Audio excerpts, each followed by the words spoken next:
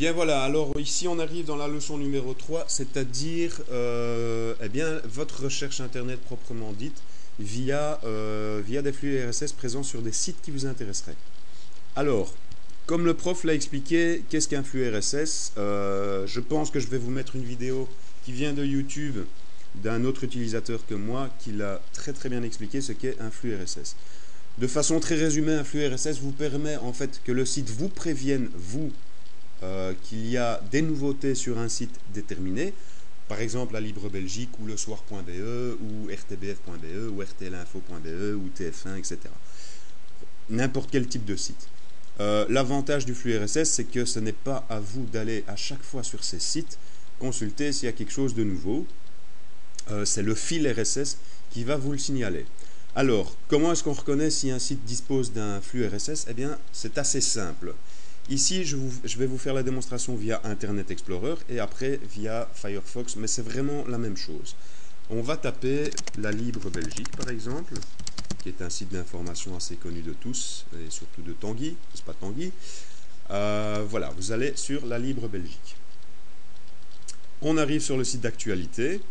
Et évidemment, de jour en jour, d'heure en heure, si ça se trouve de minute en minute, il y a des articles qui se rajoutent au fur et à mesure de la journée. Mais ce n'est pas à vous d'aller choper tous ces articles, c'est le fil RSS qui doit vous informer. Alors, à quoi reconnaît-on un site qui dispose d'un flux RSS? Eh bien, c'est tout simple. Sous Internet Explorer, il y aura la petite icône là, qui est une icône orange, qui ressemble fort à un panneau indiquant un radar sur l'autoroute. C'est une petite icône orange avec des vagues blanches et un point blanc.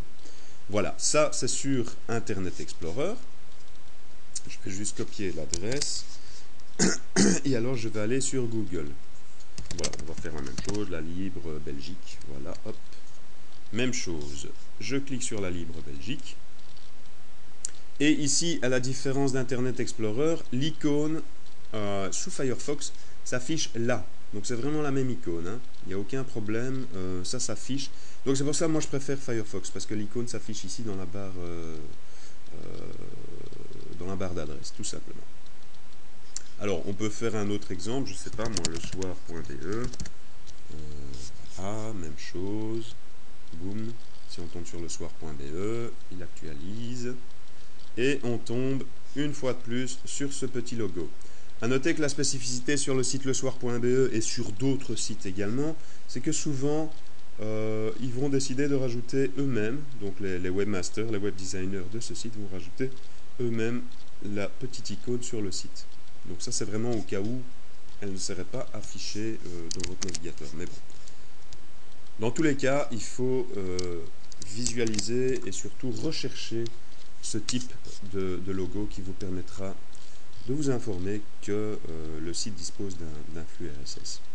Voilà, donc ici vous voyez, c'est vraiment la même chose. Ici, il me met le petit flux sur Internet Explorer et sur le site, c'est indiqué là. Voilà, tout simplement.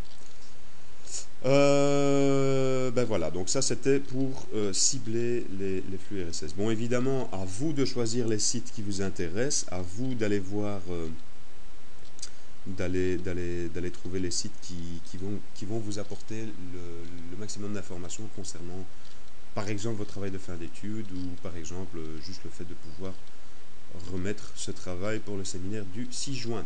Voilà, allez, à tout de suite pour la leçon 4.